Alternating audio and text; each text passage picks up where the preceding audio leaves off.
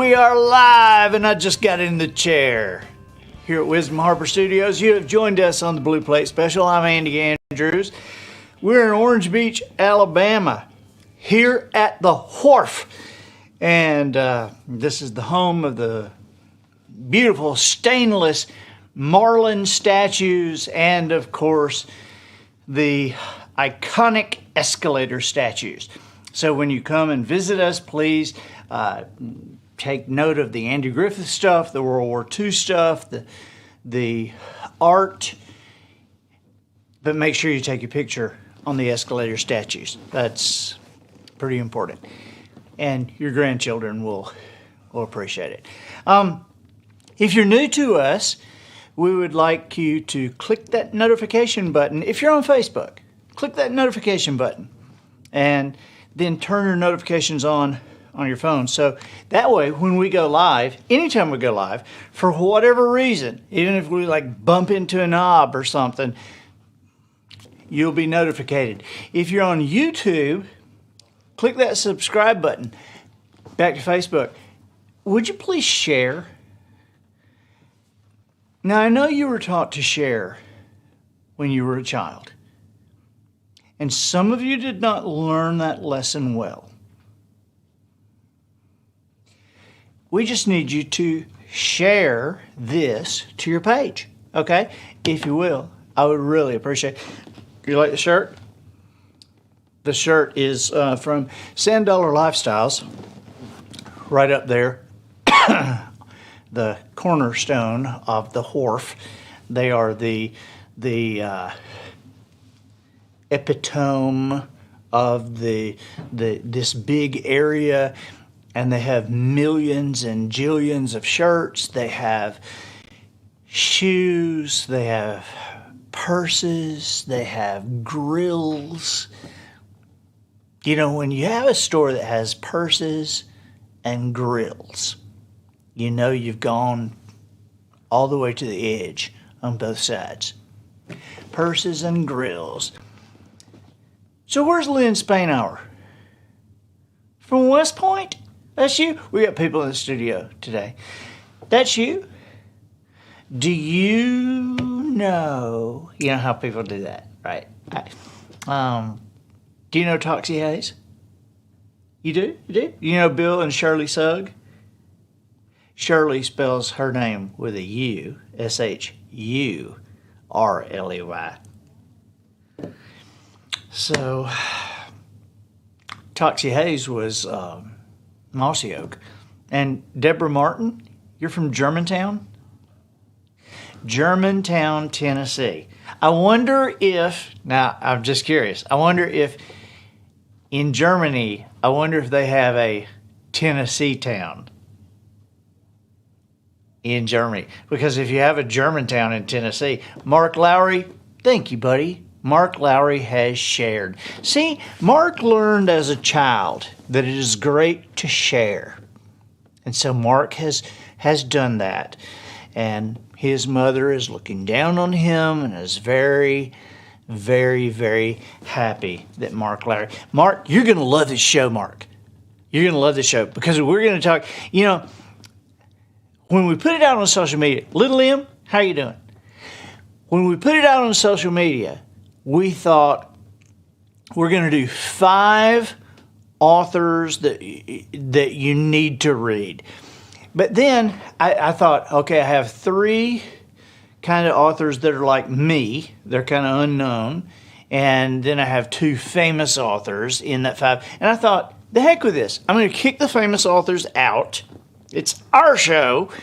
And so we're going to do 3 writers that you really need to know. And we're going to give you some of their stuff, and we're going to talk about them, and I'll tell you some of the back stories on some of them, because I know 2 of the 3. Cheryl Ryan Hoover, first time for you. Oh, really? Oh, my gosh. Well, we're glad that you're here. Lottie Lou, I would share, but I don't have friends. So sorry. Marcy Crosser Taylor, good morning from Pasco, Washington. Sunny and beautiful today. And Kagambage Higiro. Grateful for you. Thank you. Where are you from? I mean, with a name like Kabambage Higiro, you could be like from somewhere exotic.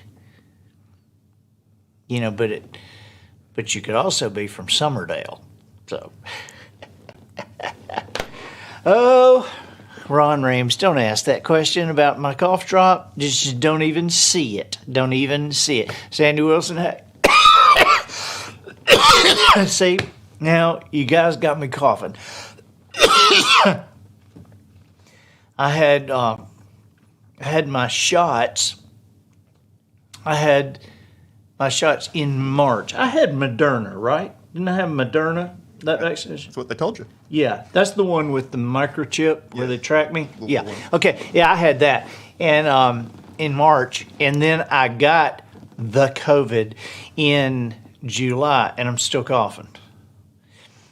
Have you noticed how old people say before they talk about, some disease?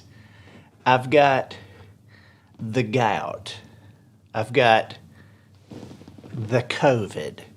I've got, I don't know what I've got. I've got, yeah, but here's my favorite is that when the Diabetes Foundation decided they would spend some money and they would advertise their foundation and hire a celebrity, they hired Wilford Brimley. Do you remember Wilford Brimley? The actor, the old guy? And I mean, and if you remember the commercials, hi, I'm Wilford Brimley, a long-time sufferer of diabetes. And when I saw that, I thought, my God, they have hired a spokesman for their foundation that cannot pronounce the name of the disease.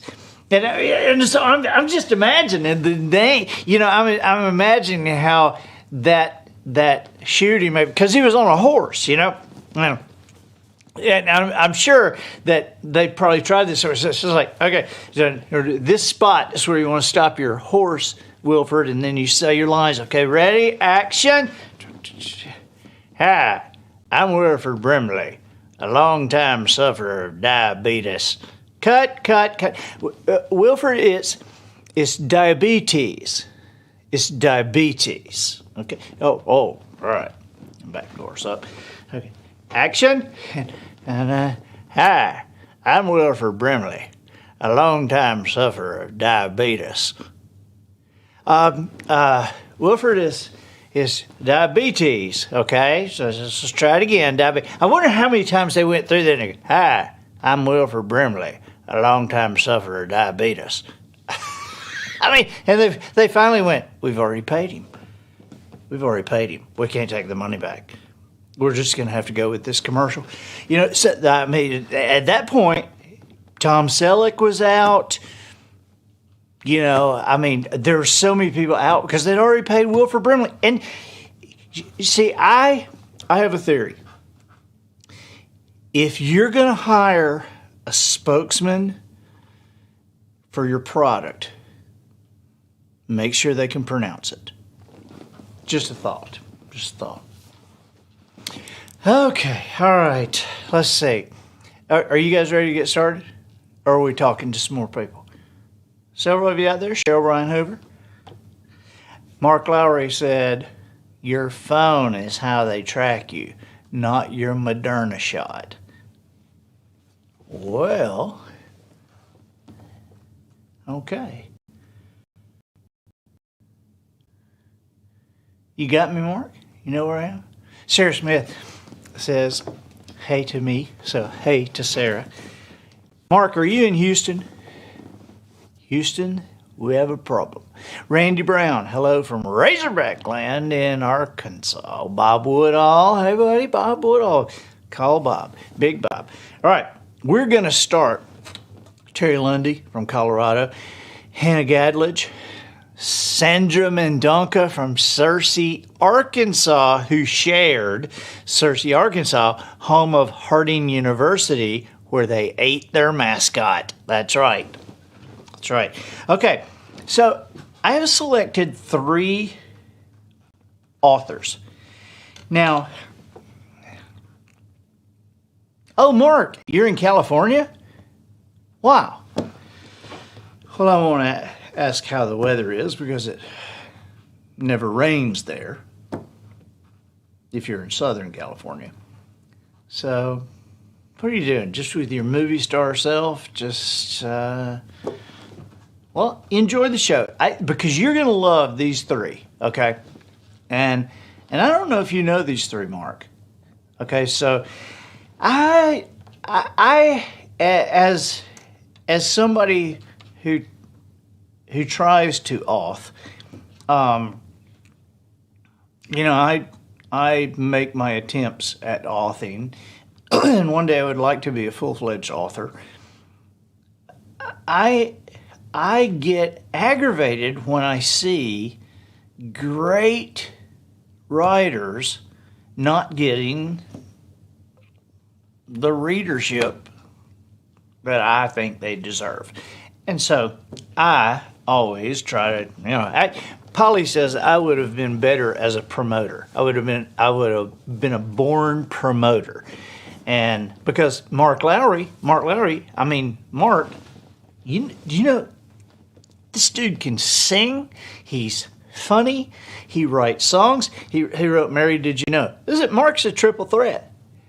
He's a triple threat. You're performing there on Saturday. Where? California? We just say, Mark is in California. Everybody in California, go see Mark. So, Mark, I'm sure the whole state they'll be masking, of course, but they'll come down and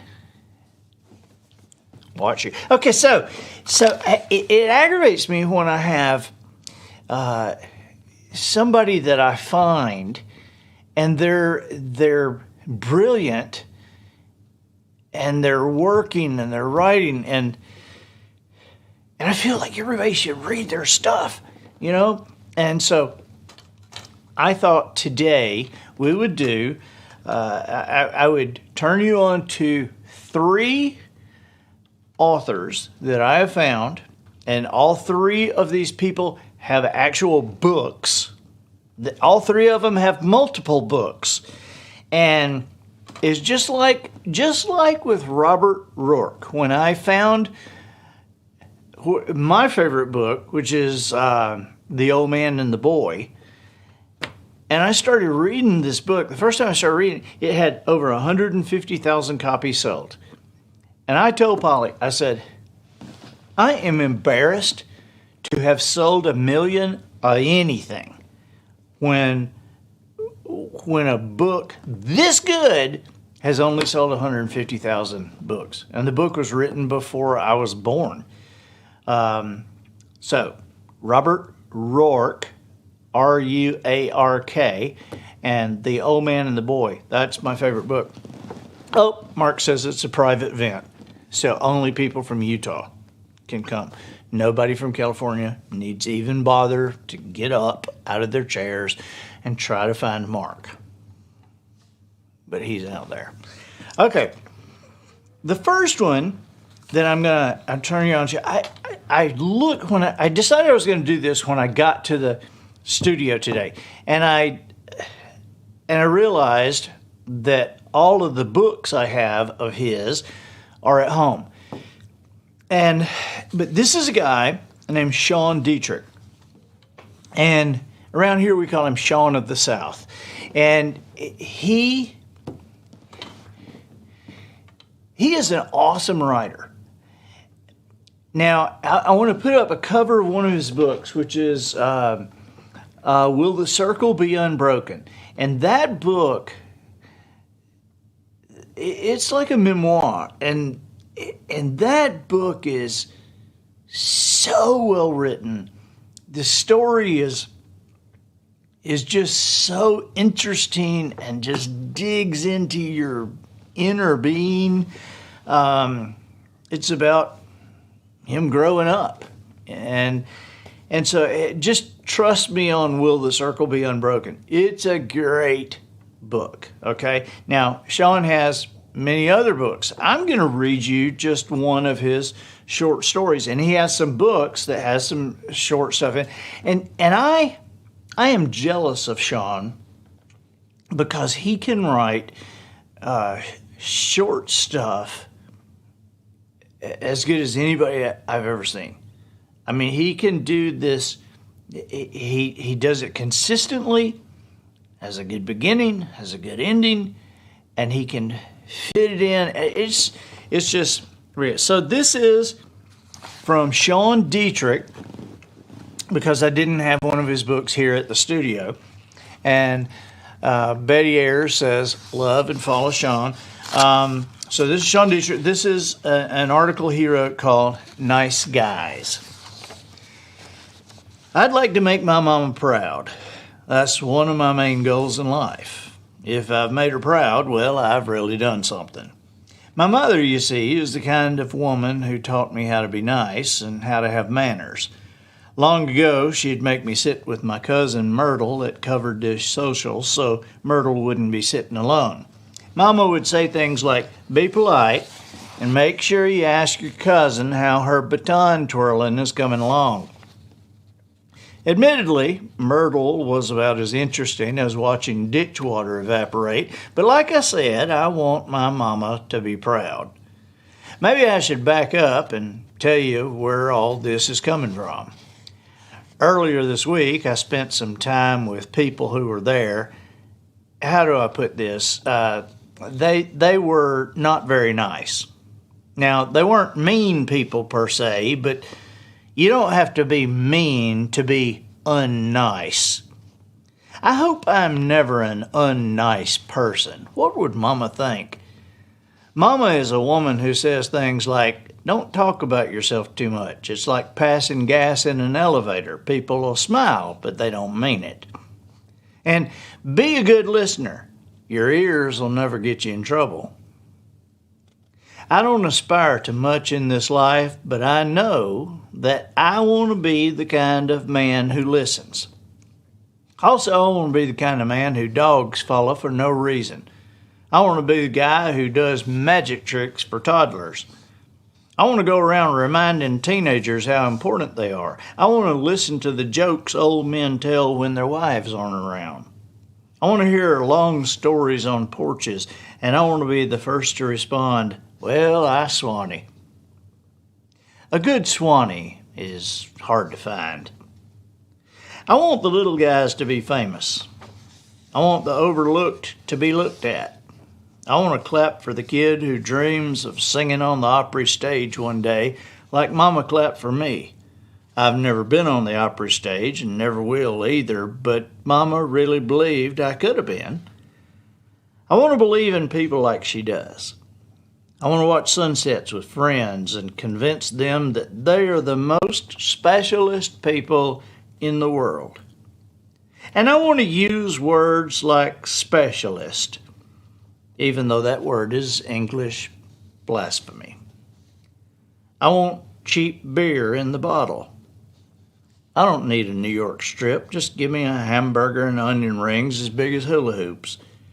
Then I want you to know that you can hug me whenever you want and get a hug in return.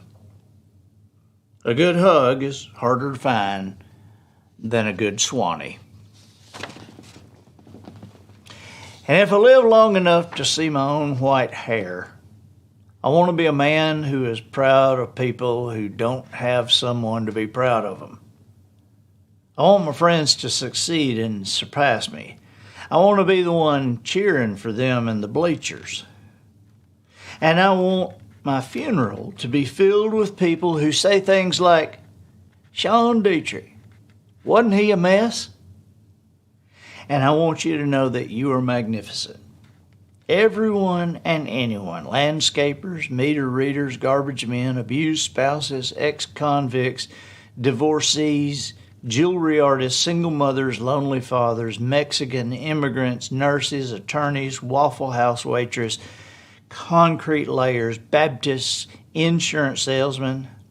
and even my cousin Myrtle. I hope I'm the sort of guy who is kind, but most of all, I hope to make my mother proud. That's Sean Dietrich, and you will love the book, Will the Circle Be Unbroken? Kathy Poindexter says, always glad to find new authors. Well, I got two more coming for you. There's Sean Dietrich, Sean of the South, and now here, this next one, I know her. And like I'm friends with her. And she is great. When I first read some of Leslie Ann's stuff, I laughed out loud. Leslie Ann Tarabella she's the author. She has, put her books up, Matthew. Can you put them on the screen? She has books Exploding Hush Puppies, and then she has another book called The Majorettes Are Back in Town. And these are short pieces. Oh my gosh, they are so great. And I found out that Leslie Ann, I call her L.A., I found that Leslie Ann, her daddy was a minister of music, just like my daddy was a minister of music. How about that? So we probably were raised the same way. I'm going to read you a piece out of Leslie Ann's book, Exploding Hush Puppies, More Stories from Home. And this story is called Witness Protection. I heard a rumor that the Witness Protection Program doesn't relocate people to the South very often because when you're in hiding, the last place you want to be is where everyone asks you a million questions. I never realized our inquisitive nature was unusual until new acquaintances from the Midwest told me they couldn't get their yard work done here because of all the people who wanted to talk to them. Where are you from? How long have you lived here? Do you have people here? Because I sworn you look like one of the Hildegards who's raised just down in the valley. If you want to hide out, then the southern states are not the place for you. Good-mannered mama thought us we'd be considered backwoods clods if we didn't visit and properly welcome them. I baked brownies for you and included our phone number just in case you ever need anything. Followed up with, and do you mind if I have your number? I noticed yesterday that you didn't bring your garbage can back from need some soup. Is there a Mrs. Jones inside? I haven't seen anyone with you when you come and go and would love for you to meet my niece if you're available. She can cook up a storm and one the Miss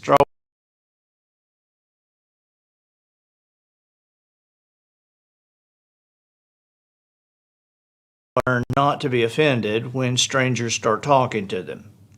Standing in lines, walking through the parking lot, picking up some chicken for supper. Everyone wants to say hello and has questions about something or the other. Where'd you get those shoes? They're absolutely darling. My brother has that same car and loves it. Do you like yours? Even brief comments ultimately lead to longer conversations. Blue looks good on you. Where do you get your haircut? It's so sassy. Are you Darlene and Bill's girl? Then, of course, we have to discuss the weather with our new and old friends. Hot, cold, humid, windy. We feel compelled to make comments on the obvious, and even though it's mundane, something good always results from our rambling. My neighbor's air conditioning went out, and poor thing, she's about to bake to death. You mean corner of Oak and 17th? Yes, she's had her window open for 2 days now, waiting on the repairman. Well, the Presbyterian Church is giving out box fans. I guess I can carry one by her place later today. I think that's the reason Southerners are such a chatty society. While social media spreads basic information, the computer offers no real connection for hearing the fear, hope, sadness, or joy in each other's voices. Emojis don't do justice when it comes to seeing the real glimmer of a grin or twinkling in an eye. Vacation photos look perfect on the screen, but when we run into our friend in the drugstore buying 4 bottles of calamine lotion, we understand the week in the mountains wasn't so perfect after all, and their outbreak of poison ivy may call for some hydrangeas from the yard tied with a blue ribbon and a batch of Granny's poultice. What we do best is connect with each other, and striking up conversations with newcomers is our way of drawing them into our world and learning about how we can love them as one of our own. We cherish our relationships even if it's only casually knowing a person by face from the coffee shop. We talk to learn, and we learn because we care. We must understand you before we can love you. Keeping to yourself in the South is difficult. Avoiding conversations with the locals can lead to loneliness, no hydrangeas when you're itchy, no fan on a hot day, and no phone number for the 2008 Strawberry Queen. And who really wants to live like that?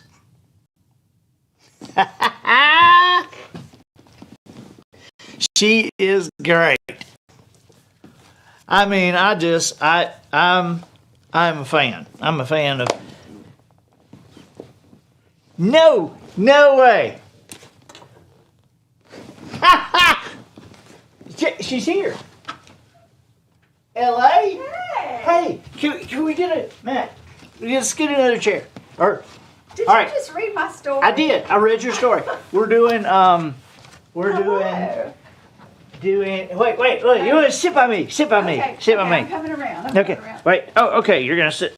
Here we go. Here, sit. Okay, I didn't know which chair. Matt, have you got us in the same thing? Well, hey there. Hey, I was just checking out the Ferris wheel. You know how I love to ride it. I was. And I heard someone reading my story. Yeah, I was. I was reading the witness protection from Exploding Hush That's Puppies. a fun one. And you know, I just wrote another one recently in this week's paper or last week's paper that's similar about we have momentary friendships. We can run into someone in a store and have a good conversation and then never see each other again. And people have been saying in COVID, that's what they've been missing, is these momentary connections that we make with each other as Southerners, just talking to strangers. And because we don't anymore. We're afraid to talk and we have masks. And so it's an interesting concept.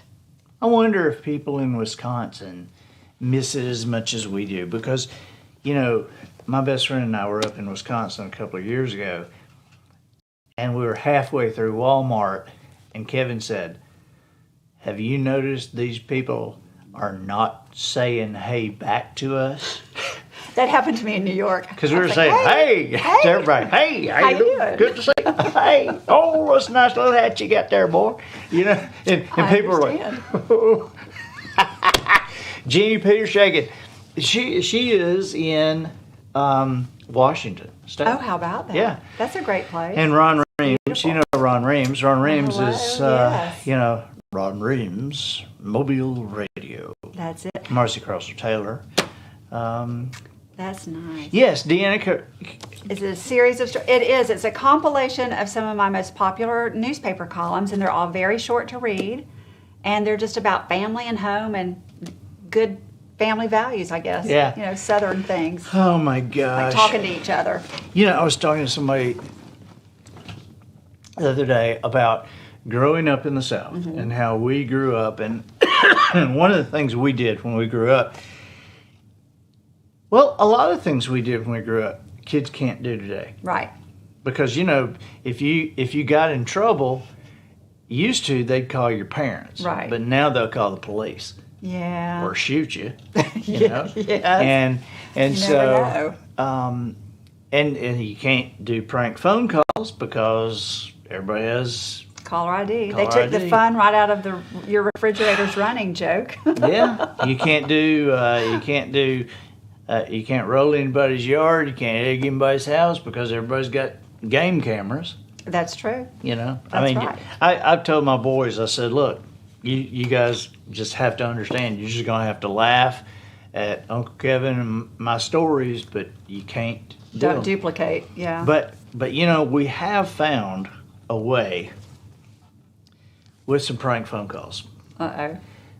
We have found a way, because I get so sick of these telemarketers sending in calling me to like do auto insurance or do this or do, and so I got one the other day for about the 20th time, and it was some Mary somebody or another agent so and so, and she was saying, according to the Biden tax plan, now you can take advantage of something and pay no taxes, but you have to call now. And she like gave a number to call back. And so I told Matt the other day, I said, hey, let's call him back. Let's call him back. And let me just talk to him. And so now we're going to post this after the show. We'll show you 45 seconds of it right now. Okay. But the thing is 10 minutes long. And so we'll post it after the show. But I want to tell you something. These scammers,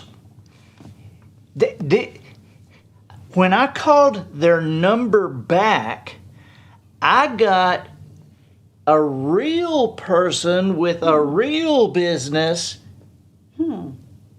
But I couldn't stop myself. Well, you and I have so much in common every time we talk, because I always talk to the people that want me to renew my car warranty. And they say, the first thing they'll ask is, what kind of car do you have? And I said, well, if you know that my warranty is expiring, surely you'll know what kind of car I have. And they don't know what to say because they have a script they have to follow. Oh, no, ma'am, we need to verify your kind of car. And I said, well, you tell me. Do I have a Toyota? Do I have a Ford? They don't know what to do. And so that call ends soon after. But I think, yeah, you and I are kind of the kind that we'd like to push people just a little bit. We're going to post this as passing the scammers. But can we play like a 45-second clip? I bet you drove them crazy. Well, this is just like back to teenage years for me. Shame on you. For shame. We can't hear. We can't hear it. Okay. What sound should be coming through? Can y'all hear it? They can't hear it either. I think it's going through. It looks like on the stream. I didn't know whether to break this in or not. Alexis.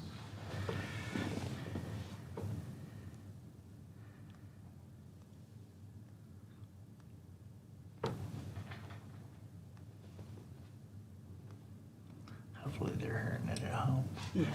I think I've watched it before. It's hilarious. You were in your No, kitchen. this is brand new. Okay, this was a different. You were in your kitchen talking to somebody. That was so funny. Yeah, this one's brand new. Okay, so there we go. Hold on. Let me think the. Did Shoot. I don't know why it's not playing. the whole shooting match go down? The whole stream is up. For some reason, this thing wasn't going though. I tested it beforehand. Oops. I broke We're the off the camera. air? I broke the camera. Oh my gosh. We can't jump back We're on. on the air still. Just the video wasn't coming. The sound wasn't coming through. Oh. Talk. Oh, so you were hearing should- us say, well, they're hearing it.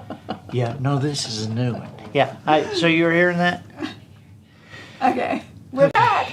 Well. Well, that was hilarious. Oh, wasn't that hilarious? one way or the I other. mean, you know, it's kind of like the old, Wait till you see it. the It'll old be good. thing It'll of be great. back in the silent movie days, and so I guess I'm going to move to my third author.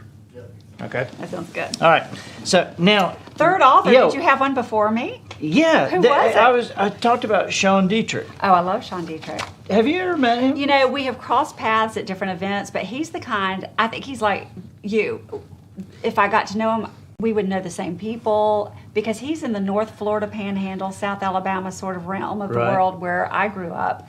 And I think we would have people in common. He sounds like a cousin sometimes, you know? Yeah. And that's kind of how you Yeah. and I are. We keep finding connections and, yeah. I like He's what great. he writes. His writing's wonderful. And his wife Jamie, and so Yeah. I text with him every now and then, Well- but we've never met. Well, who was the third one? All right, so the third one, I found this guy, and talk about Wisconsin.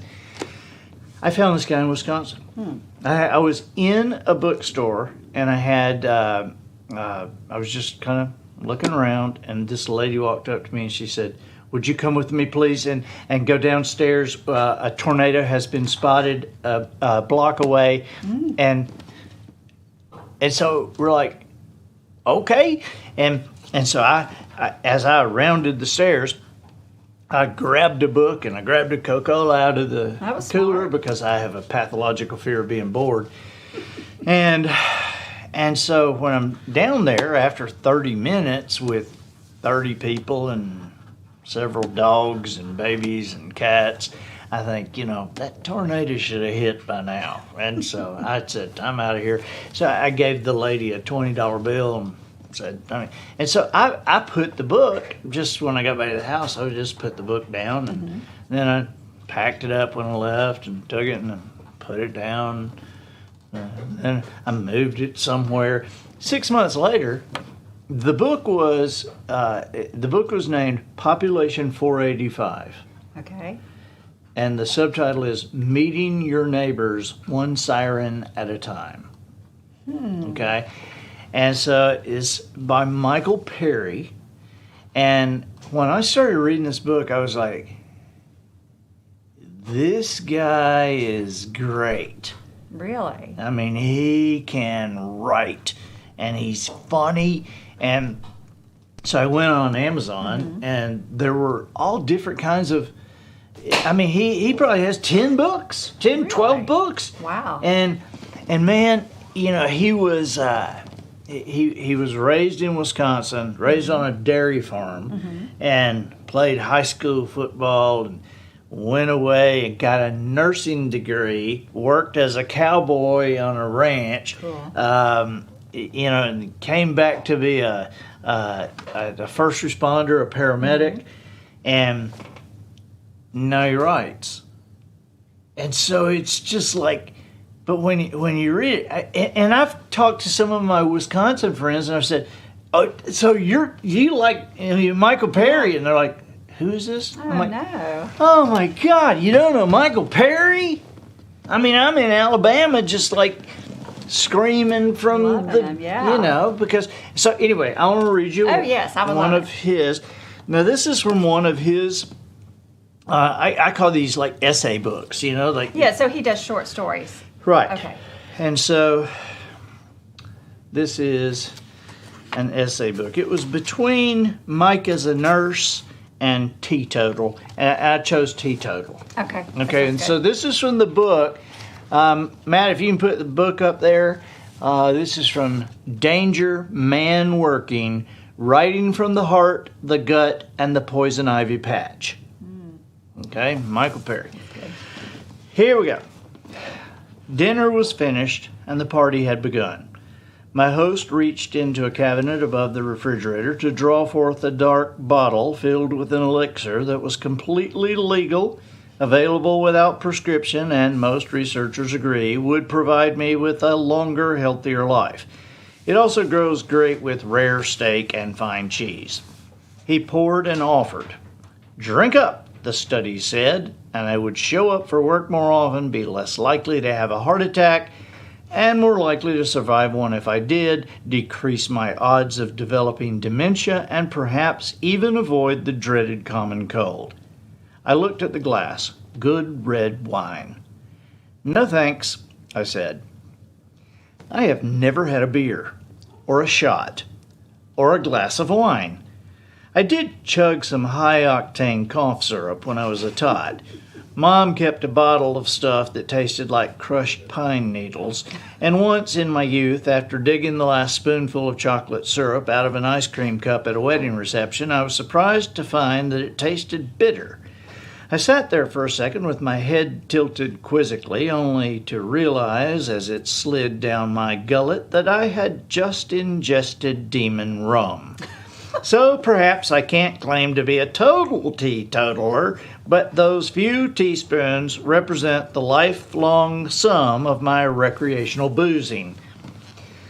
Whenever someone offers me a drink and I decline, they invariably react Are in you one of gonna two give me a ways. quote? What was that? It was your conscience. Okay. What do you think? I don't know. We're trying to ignore Matt and his technical ministrations. I think popping Piece of into. equipment exploded in here. Oh my goodness. Seriously? Seriously. We had an explosion, ladies and gentlemen. We had an explosion at Wisdom Harbor. Run. Should we run? Keep going. The story's Okay, good. all right. Read through the explosion. Okay. If we're in danger and smell smoke, we'll run.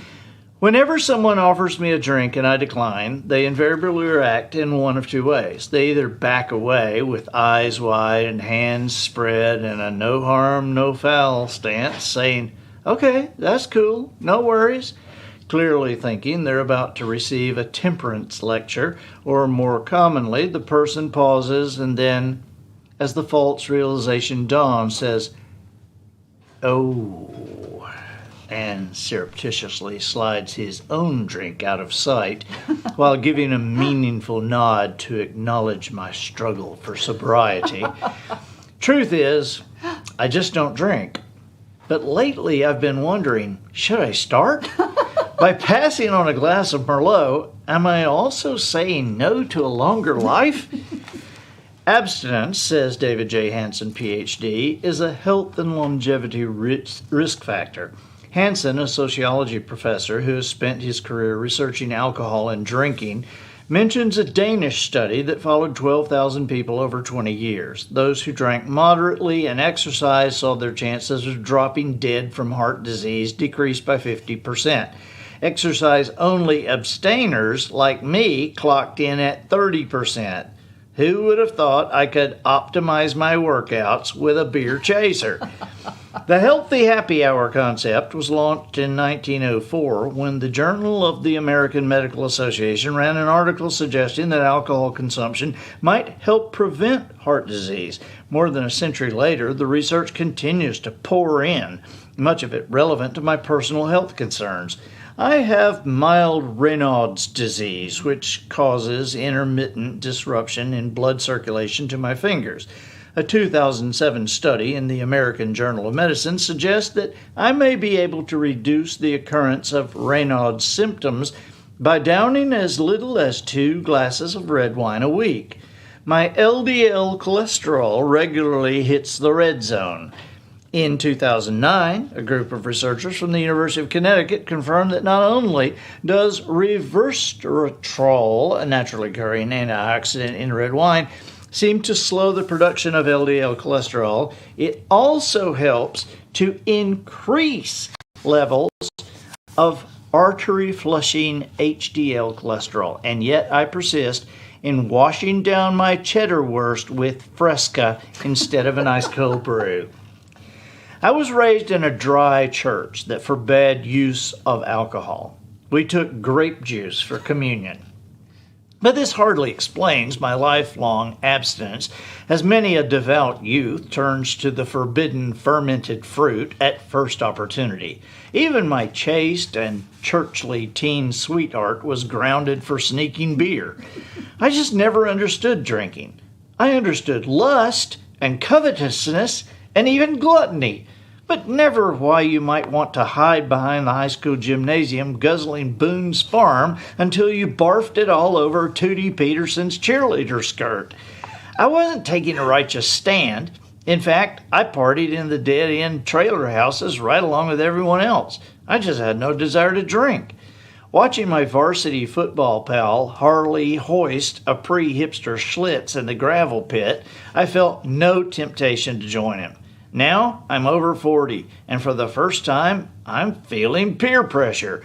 Not from drunken teenagers, but from respected researchers whose medical studies hint that it might be foolish to forgo a little nip. Still, when you've made it through 4 decades without a drink, you think twice before imbibing. I hesitate because my family is salted, with mildly obsessive compulsive depressive types, some of us medicated. I also know that when depression and heavy work deadlines intersect, I can go for weeks without surfacing, living on pretty much nothing but zebra cakes, coffee, and cat naps. In my early 30s, I wallowed through a particularly deep trough of depression, holding up for months in my house. Self-pity and a long-gone woman played a part, but my internal chemistry was also awry. I was not suicidal, but I'd reached the point where I didn't particularly care if a Mack truck hit me.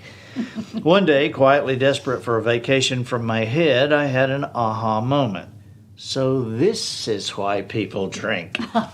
Then I stepped into my office and, looking at the hovel surrounding me, stacks of unfinished work, unanswered emails, unpaid bills, a blinking answering machine, some 20 empty coffee cups, a few of them growing moss, and cellophane wrappers scattered all about, I had another thought. Hey, maybe drinking wouldn't be the best thing for me. Shortly after, I accompanied my friend Al, a connoisseur of small-town bars, cigars, and cold beer, to a local tavern. As I spilled out my troubles and toyed with my water glass, Al listened patiently. I confessed I was finally tempted to begin drinking. "Oh, Mikey," said Al in the tenderest of tones, "there would never be a better time to start." Raising his beer and displaying it on the palm of his other hand in the manner of a game show hostess presenting a prize, he said, "Happiness in a can, my friend. Happiness in a can." Delightfully bad advice, but I still wasn't ready to cave. Not even for happiness in a can. But what about health in a can? Professor Leo Sioris, PharmD, gives a lecture at the University of Minnesota called Wine, Alcohol, and Health. When I see the subtitle of the lecture, "Hey Doc, should I start drinking?" I give him a call. "It seems simple," says Dr. Sioris, a clinical toxicologist who keeps a cellar full of red wine. "Do I drink or not?" But in fact, that decision depends upon your health issues, any medications or supplements you might be taking, and your addiction potential. It really has to be decided between you and your physician. I'm hoping for a more definitive answer, so I perk up when Dr. Sioris adds that in 2002, the New York Academy of Sciences published a series of algorithms intended to take the guesswork out of therapeutic boozing. According to these handy guides, a guy like me, non-drinker over 40 with total cholesterol exceeding 200, can feel free to have 1 to 3 drinks a week. But then at the bottom, in the fine print, under exclusions, I see this: non-drinkers with personal history of alcohol problems. Having never had a drink, how do I know if I have a drinking problem? I thought of how I pound coffee and sugar until my eyebrows vibrate, and I wondered, what if it just turns out I'm the guy who drinks just one, loves it, and never stops? My sugar habit may indeed be a caution sign. The portion of our brains that feels rewarded by alcohol also determines our reaction to sweets, and according to Mount Sinai School of Medicine study, my desire for sugar in any form makes me more likely to become an alcoholic than someone who can walk away from the snickerdoodles. Next, I find out that a team at Ernest Gallo Clinic and Research Center, no problem stocking the lab here, I assume, recently discovered a chromosome sequence that was significantly associated with alcoholism. So I contact Director Raymond White, PhD, to see if I could submit a tissue sample to establish my odds of ending up a drunk. It will be at least a decade before our knowledge is complete enough to give a reasonable indication, and even then there will be uncertainty, says White. We're even farther back than cardiovascular and cancer researchers in this area of genetic risk assessment. Even if my genes could hold their liquor, Ezra Amsterdam, MD, wouldn't recommend I start drinking.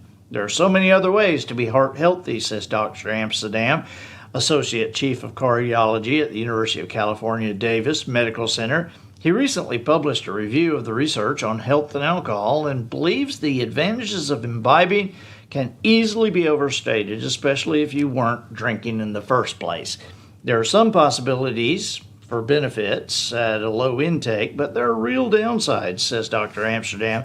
In the general population, you go over 2 drinks a day for men, then risk practically every disease rises. Faced with the conflicting advice of alcohol experts, I finally turned to my wife. She is a moderate drinker and a nutrition fanatic. Do you think I should start drinking? I asked, to which she replies, not if you handle your drinking anything like you handle your sugar. Recently, she has been forced to hide her baking supplies, specifically the chocolate chip bag in the freezer, beneath a fortress of pork chops. I know, because that's where I found them one Tuesday at 3 a.m. But that seals it. I'm going to stay on the wagon. After all these years, it'd be a shame to find out I'm that guy who can't hold his booze. And there would be nothing sadder than a man my age woo-hooing in a sports bar. Besides, the abstemious life has its upside. The first time I was ever called to jury duty, it was for a guy fighting a drunk driving case. Having responded as an EMT to alcohol-related crashes for years, and having worked at least one accident scene with the arresting deputy, I figured I'd be bounced right away. But I made it into the final group and was seated. Just as the judge swiveled his chair to begin the trial, he paused and swiveled back to look at us in the jury box. Just out of curiosity, the judge said, is there anyone here who doesn't drink? I raised my hand. I was the only one. Do you believe if someone drinks alcohol, they're a bad person? Asked the judge. If I did, I replied, I wouldn't have any friends. That got a pretty good laugh. But then, with the comic timing of a veteran stand-up, the judge replied, not in this county you wouldn't. That got an even bigger laugh, and then he bounced me. Oh, man. That's a good story. Yeah, I love what you guys do. Oh, well, I think you kind of set the bar for us there with writing. No, I just... It's storytelling, it's just telling our stories of our lives, and you do a great job of telling these stories, and it's something we could, reach for. Well, I want people to get these books, and start following. Say his name again. It was Michael Perry. Michael Perry, and he's in Wisconsin, and I'm sure you can go online and find him. It's sneezingcow.com. Michael Perry. I mean, it's that's great. Yeah, he has a way of putting. Anytime you use Fresca in your story, that's a good story. Yeah. I mean, and it was a touchy topic to start with because there are serious sides to alcoholism, but he's playing with it in a way, and so it was really cute. He wrote the very best article on Elvis I've ever read in my life. I'm a huge Elvis fan. Oh, God. Oh, no, is that bad? Really? Is Seriously? that bad? Polly is too. And Dan is too. Oh. Dan the pastor. Dan and Polly and you. And let me just tell you something. If Elvis was alive today, he would be Engelbert Humperdinck doing donut commercials in Las Vegas. Maybe, maybe not. Maybe you would have good nutrition and he would have turned things around, and you just never know. He was the hottest looking 30-year-old, though. Come on. And his voice was so good back then, they didn't have to alter voices in the studio like they do today. Right. He nailed it. He was good. I grew up listening to my mom play the Elvis records. I can really get my wife going. We get into the Elvis argument, and I can just kind of lean in after a minute and go, so bring me my pills and my jelly donuts, baby. She hates that. I'm on Team Polly. You just don't disrespect the Elvis like that. He had many good points. But Michael Perry, I mean, he's younger than I am, and I don't even know that he was around when Elvis was a deal, and he cracked the code. As many articles as have been written on Elvis. And I forget which book it's in, but one of the things he said, and I thought this was great, he said that Elvis was America's firstborn. That's the firstborn. And Michael Perry said, I'm one of like 9 kids, and he said, I was the firstborn. And so my parents had a baby book, and it has every single thing that I did, everything. And then The second kid, there's some stuff, and then the third kid, there's nothing. I mean, there's just nothing. They don't keep anything. And he said Elvis was that turning point. He was that That's first. true. And he said, so he is our firstborn. And he said, and so Michael said, share my name, Michael, with the biggest pop star on the planet, the biggest basketball person on the planet, and something else. Yeah, there's something else he mentioned. Yeah. The biggest, and he said, but when you hear the word Michael, you know, if I say hi, I'm Michael, you don't think of Michael Jackson. You don't think of you don't think Jordan. Michael Yeah. Jordan. Not at all. He said, but there are 3 very accomplished people on the planet named Elvis. There's Elvis Gerbach, an NFL quarterback, Elvis Stoico, a gold medalist in ice skating, and Elvis Costello, a singer. But when you say Elvis, there ain't but one place your mind goes. That's right. Graceland. Yeah, yeah. That's And so, true.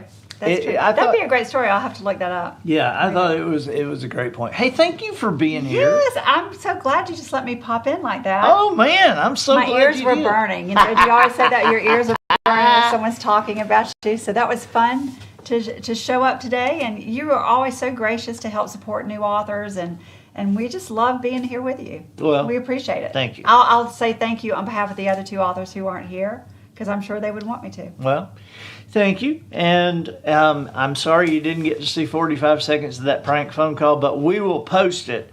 And what is it? What's And the nothing's name of burning. It's passing the scam, and it's already posted. Emily dropped the link in the chat box, so it? Okay. Right. people are already heading there. And the Pass- explosion was Yeah, it was a it was non-event. maintained, I guess. Splitter. It puffed a cloud of smoke, made a pop. I'm surprised you didn't hear it. Wow, the HDMI splitter. Do you know what that is? Yeah, well, was. Yeah. It's something you need to go out and buy a new one of, I guess. It's something that if you need your HDMI split, you better have one. Well, you better find a new one fast. I I think guess. that one's All right. history. Thanks. We'll see you guys next week. Bye bye.